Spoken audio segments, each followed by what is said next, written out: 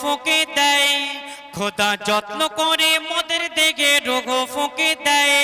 আবার বলে মরণ তোদের হবে রে নিশ্চয়, মরণ হবে রে নিশ্চয়। জেনে শুনে যারা, জেনে শুনে যারা সুসাইড করে নেয়, মোর আল্লাহ তাআলা তাদের ওপর নারাজ হয়ে যায়, খোদা নারাজ হয়ে যায়। কেউ রাগের বশে, কেউ প্রেমে পড়ে, কেউ ঋণের বোঝায়, কেউ রাগের বশে, কেউ প্রেমে পড়ে, কেউ ঋণের বোঝায়। এমন ভাবে যে মরিবে পাবে না রেহাই, এমন ভাবে যে মরিবে পাবে না রেহাই। আমি এই গজলটুকু কেন লিখতে বলেছিলাম জানেন আমার কবিকে? আমার ভাইরা মন দিয়ে শুনবে। আমার পাড়ায় পাশের গ্রামে একটা ছেলে কাহারের মেয়েকে ভালোবাসে, কাহারের। তাদের 4টে মেয়ে আর মুসলিম একটাই সন্তান। কাহারের ছেলেরা বলছে আমরা মুসলমান ঘরে দেব না। এই ঝগড়া ঝামেলায় কিছুদিন চলার পরে 5-6 বছরের তাদের প্রেম ভালোবাসা, যখন দেবে না বলছে দুজনে মিলে একটা গাছে গিয়ে গলায় দড়ি দিয়েছে। তারপরে এই গজলটুকু আমি লেখা শুরু করলাম। আমার কবিকে বললাম যারা আত্মহত্যা করে তাদের আল্লাহ পাক কেমন শাস্তি দিয়েছে, মন দিয়ে শুনবেন। লিখছে দেখুন, হায়াত মউতের মালিক স্বয়ং মোর খোদা, তবে কেন করছো বলো আত্মহত্যা? এই আত্মহত্যা করা এমন জঘন্য এক পাপ, ওই অপরাধের গুনাহ খোদা করবে না গো মাপ। যে যেমন ভাবে সুসাইড করিবে, যে যেমন ভাবে সুসাইড করিবে, সে তেমন ভাবে জাহান্নামায় জ্বলতে থাকিবে, সে তেমন ভাবে জাহান্নামায় জ্বলতে থাকিবে। খোদা যত্ন করে, যত্ন করে মোদের দেখে রোগ ফুঁকে দেয়, আবার বলে মরণ তোদের হবে রে নিশ্চয়। কেউ যদি গলায় দড়ি দিয়ে আত্মহত্যা করে আল্লাহ পাক তাকে জাহান্নামায় ফেলে দেবে, আর সে শুধু একবার দড়ি খুলবে, একবার পরাবে। কেউ যদি বিষ খেয়ে আত্মহত্যা করে আল্লাহ তাকে শুধু বিষ খাওয়াবে জাহান্নামের মধ্যে। মন দিয়ে শুনবেন আমার রাসূলের ঘটনা।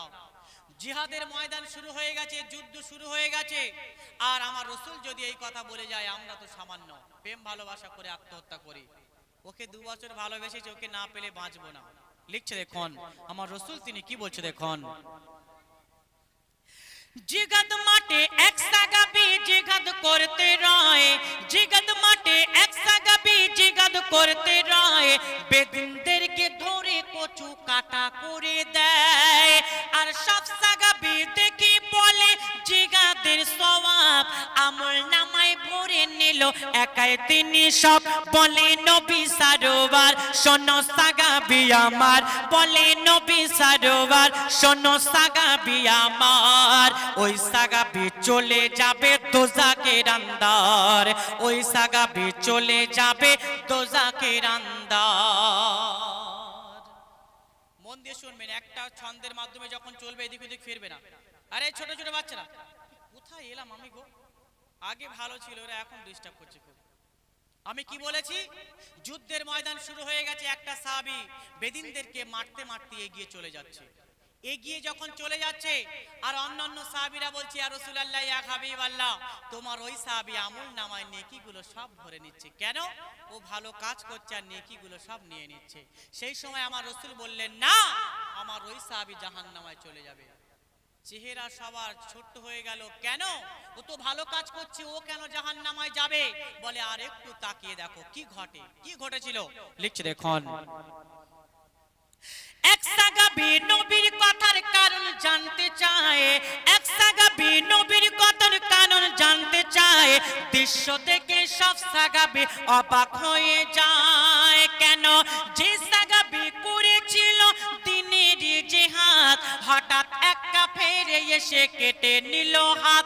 কাটার জ্বালা যন্ত্রণা তিনি সইতে পারল না, কাটার জ্বালা যন্ত্রণা তিনি সইতে পারল না, নিজের পেটে ঢুকিয়ে নিল তলোয়ার খানা, নিজের পেটে ঢুকিয়ে নিল তলোয়ার খানা। কি বুঝলেন আপনারা?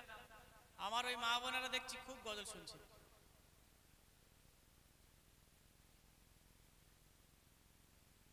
ওখানে আমার সব থেকে ওই মা বোনগুলো বেশি গজল শুনছে, আমি যা বুঝতে পারছি। দেখুন আমি কিন্তু এখানে চোখ বুজিয়ে গজল বলতে পারতাম, সবার দিকে তাকাই কেন জানেন? যার নজর আমার দিকে আছে সে গজল শুনছে। আমি এখানে বলে দেবো কে কে শুনছে আর কে কে শুনছে না, একটা লাইন বার দেবে আর গজল মুখস্থই হবে না, আর ভালো লাগবে। কথাগুলো শুনতে হবে, গজলটাও শুনতে হবে। আমার রসুল সেই সময় কি দেখতে পেলেন? যে সাহাবী বেদিনদেরকে মারছিল আর নেকিগুলো লিখছিল, ওই বেদিনের ওই সাহাবীর এক বেদিন কাফের এসে তার ডান হাত কেটে নিয়েছে আর জমিনে লুটুপুটি খেলছে। ওই সাহাবী জ্বালা যন্ত্রণা সহ্য না করতে পেরে নিজের তলোয়ার নিজের পেটে ঢুকিয়ে দিয়েছে। আমার রসুল বলছে দেখো ওই সাহাবীর আল্লাহ জানে ও আত্মহত্যার খাতায় নাম দিয়েছে, ও কিন্তু কিছুক্ষণ সময় ওয়েট করলে আল্লাহ ওকে শহীদের খাতায় নাম লিখে দিত, কিন্তু না, ও আত্মহত্যার খাতায় নাম লিখিয়েছে। আজকে আমরা প্রেম ভালোবাসার মহে ওকে ভালোবেসেছি, বাঁচবো না, না দিলে 5 বছর 6 বছর ভালোবেসেছি, না দিলে বাঁচবো না, বিষ খাবো, গলায় দড়ি দেবো। আবার বিয়ে হয়ে যাচ্ছে, 6 মাস পরে গিয়ে আবার তারাই বলছে ওকে না ছাড়তে পারলে আমি বাঁচবো না। শেষ কথায় ধৈর্য ধরতে হবে, সবর করতে হবে। লিখছে দেখুন, সবর নামক গাছের গায়ে ভরে যে কাটা, থাক না যতই কাটা গাছের ফল পাবে মিঠা।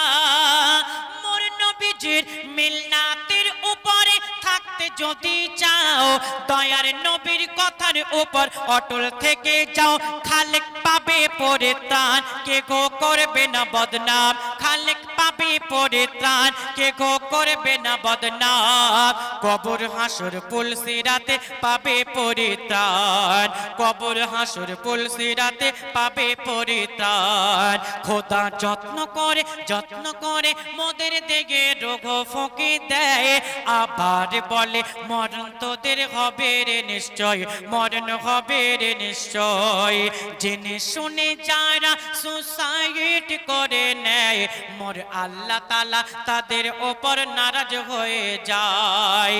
কেউ রাগের বশে, কেউ প্রেমে পড়ে, কেউ ঋণের বোঝায়, এমন ভাবে যে মরিবে পাবে না রেহাই, এমন ভাবে যে মরিবে